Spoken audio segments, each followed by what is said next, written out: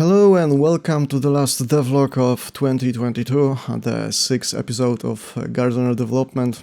We are excited to announce that our closed alpha testing has officially begun. It's been almost a year of work, but it's finally starting to pay off as the game is becoming actually fun, with many interactive features organically becoming increasingly captivating tasks, such as simply grass mowing or fruit collecting. And as you can see, I have been working on a logo, and I'm happy to say that it turned out quite nicely. It's neatly blending a rustic and modern crystal look.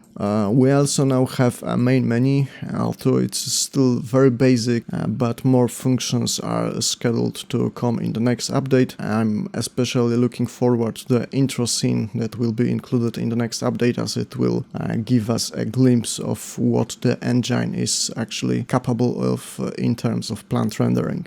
Most recently, I have been working on the in-game store. Many of the tools necessary for gardening are now in. There is still a lot of work ahead, as we will be implementing a system where items are basically ordered and delivered rather than provided instantly. The UI itself is, let's say, around half done, and we are planning to add features like time-limited discounts later on. There will also be many more items to implement, but the pipeline for doing so is at the moment quite simple and straightforward, so it should not be a massive problem. One of the most fun parts of the game so far has been the grass mowing feature. The mower tilts and cools grass as you move it around, as you can see, and it's been a surprisingly pleasant experience, even in the early tests without sound or particle effects. As the mower tilts with the terrain and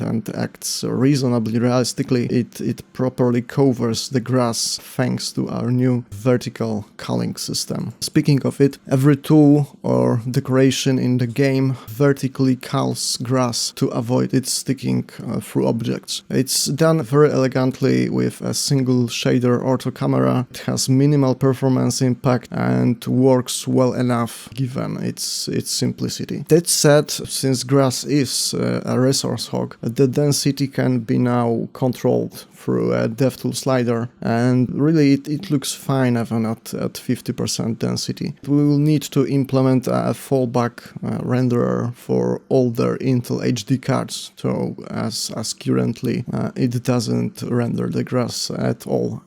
In addition to mowing the grass, you can also remove it by using a shovel once it has been moved. I have also implemented repeat on hold interactions, such as hydrating the ground with different water cans and water canisters. And the ground also dehydrates itself over the time now. There are also now specific tools for specific plant nodes. For example, you can only move plants using a shovel, and you can only cut leaves and stalks with shears. Hardwood stalks need to be cut with pruners. This actually improves gameplay because it makes it much easier to collect fruits by hand without misclicks. To further help with collecting them, there are containers available in the store. These are facing always upwards, so physics can be applied and used to store the fruits in them. And you can also drop them in drop zones now instead of dropping single plant nodes all the time. And it's still a bit of pain. There will be more features to make drop zones more user-friendly. But that's pretty much it. If you are interested in Gardener, check out our Discord link in the video description. We are getting ready to bring in a new wave of testers soon, and look for more updates on the developments in the future. Thanks for watching.